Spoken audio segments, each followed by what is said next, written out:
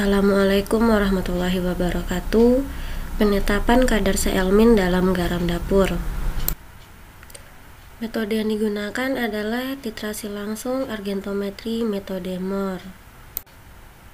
Alat yang kita gunakan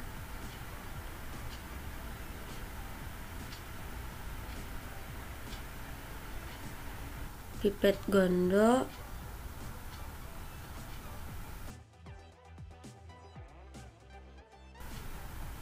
pipet takar,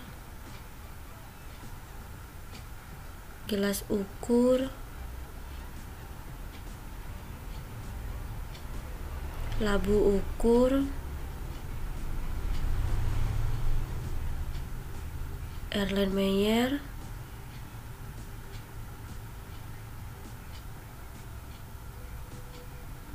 gelas piala, pipet tetes, batang pengaduk, botol timbang, corong,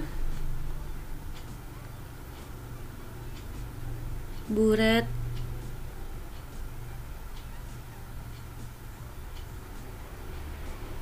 standar dan klem, botol semprot,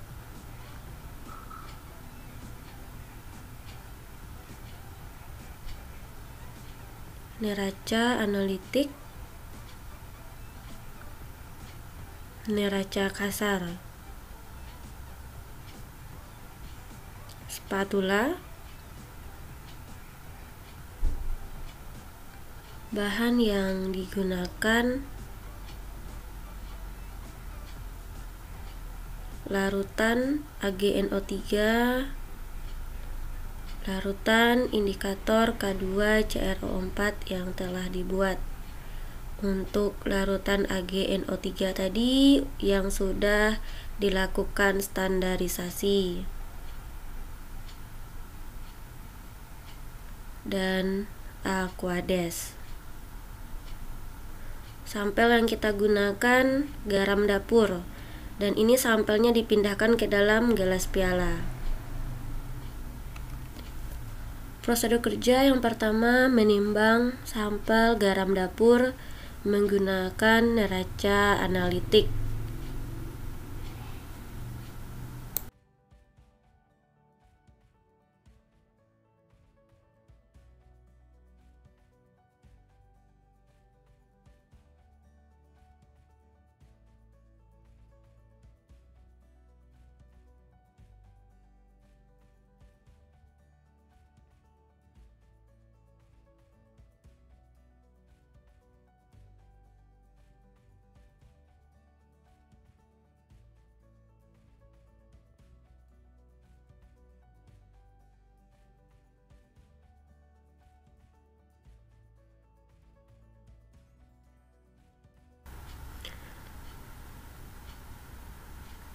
Selanjutnya dilakukan prosedur melarutkan sampel garam dapur.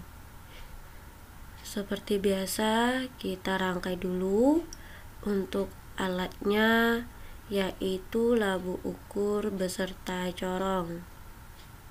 Kemudian dilarutkan sampel garam dapur dengan sedikit Aquades dalam wadah botol timbang, dan larutan dipindahkan ke dalam labu ukur, bilas sedikit sisa garam dapur di botol timbang, diaduk, dilarutkan kembali, dan dipindahkan ke dalam labu ukur.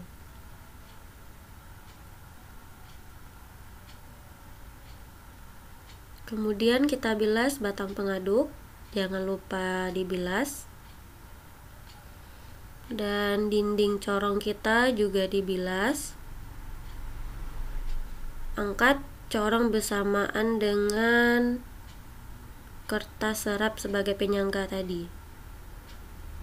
Kemudian dinding labu ukur juga dibilas.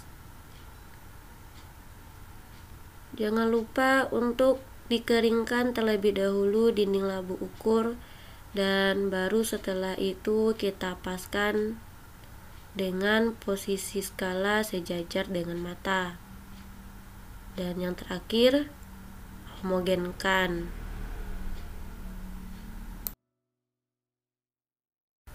Setelah itu kita pasang buret dan kemudian kita bilas buret terlebih dahulu dengan larutan AgNO3 yang sudah distandarisasi. Kemudian kita isi buretnya. Jangan lupa diisi juga ceret buret. Jangan sampai ada gelembung udara.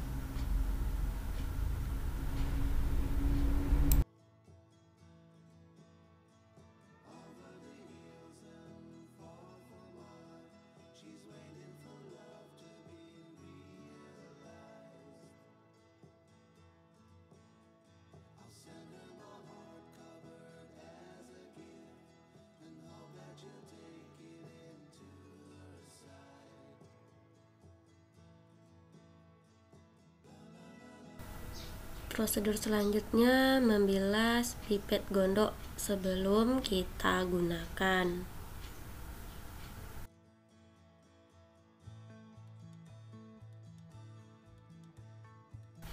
Kemudian kita pipet 10 ml sampel garam dapur yang sudah kita larutkan di dalam labu ukur tadi.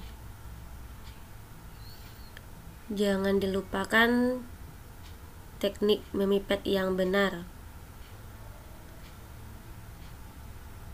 Setelah itu 10 ml sampel kita pindahkan ke Erlenmeyer.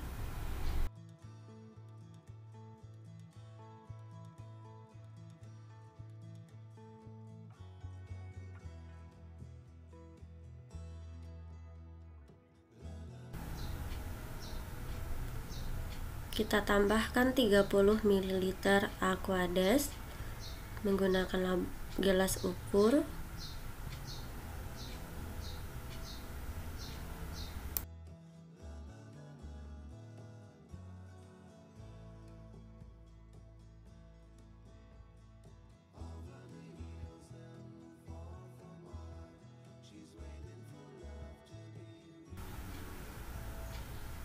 Kemudian kita tambahkan 1 ml indikator kalium kromat hingga terbentuk warna kuning pada larutan di dalam Erlenmeyer.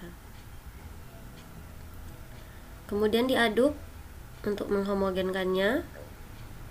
Setelah itu posisikan duduk dan tangan untuk melakukan proses titrasi.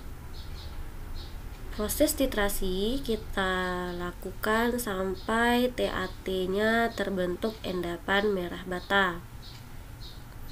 Jadi ada dua perubahan warna di sini untuk titrasi argentometri. Yang pertama terbentuk terlebih dahulu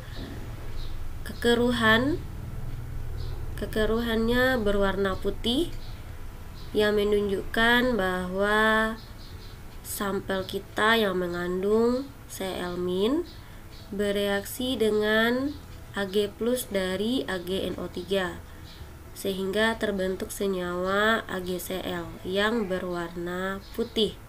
Makanya perubahan pertama yang terjadi adalah endapan putih. Artinya AgCl sudah terbentuk. Namun proses titrasi tetap dilanjutkan sampai Ag+ menghabiskan semua Cl- yang ada dalam sampel garam dapur.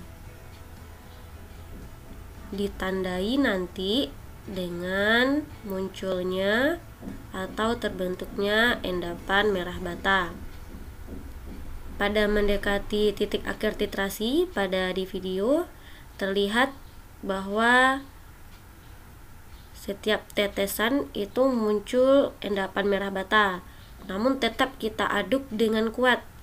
Jangan lupa pada titrasi argentometri ini pengadukannya harus kuat, karena jika tidak kuat maka endapan yang terbentuk terlebih dahulu itu dikhawatirkan adalah endapan merah bata. Artinya TAT muncul sebelum waktunya.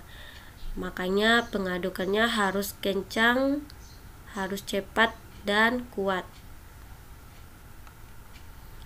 Seperti pada video, bisa dilihat perubahan warnanya.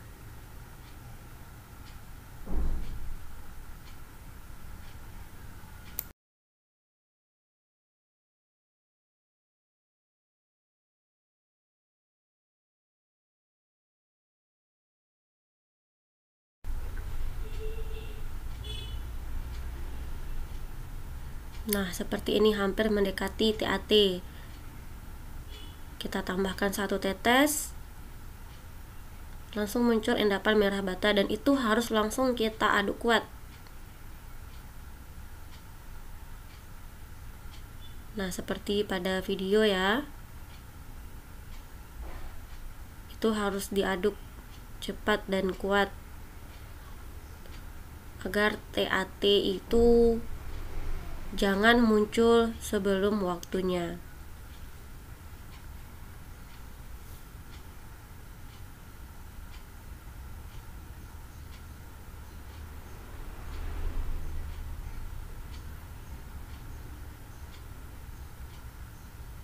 Nah, ini endapan merah batanya masih belum terlihat.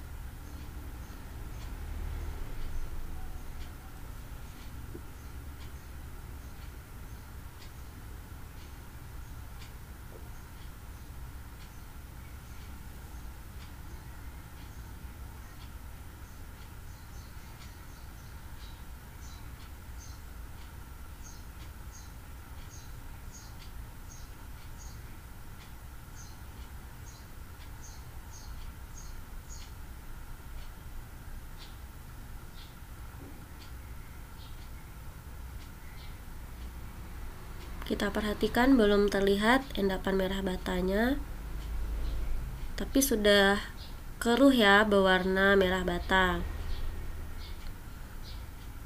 Namun tetap kita lakukan penambahan sedikit.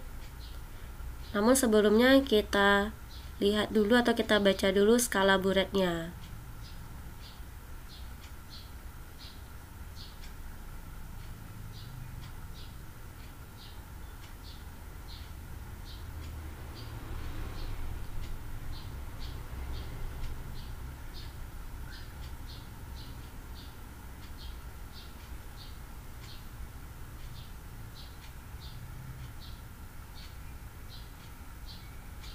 Nah, bisa dilihat di video bintik-bintik kecil itu endapan merah bata bisa terlihat ya.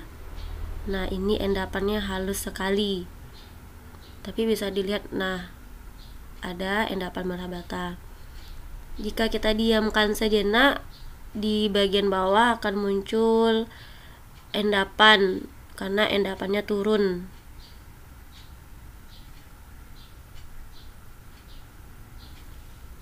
Dan ini merupakan proses titrasi kedua. Proses titrasi kedua kita lakukan sampai terbentuk endapan merah bata lagi.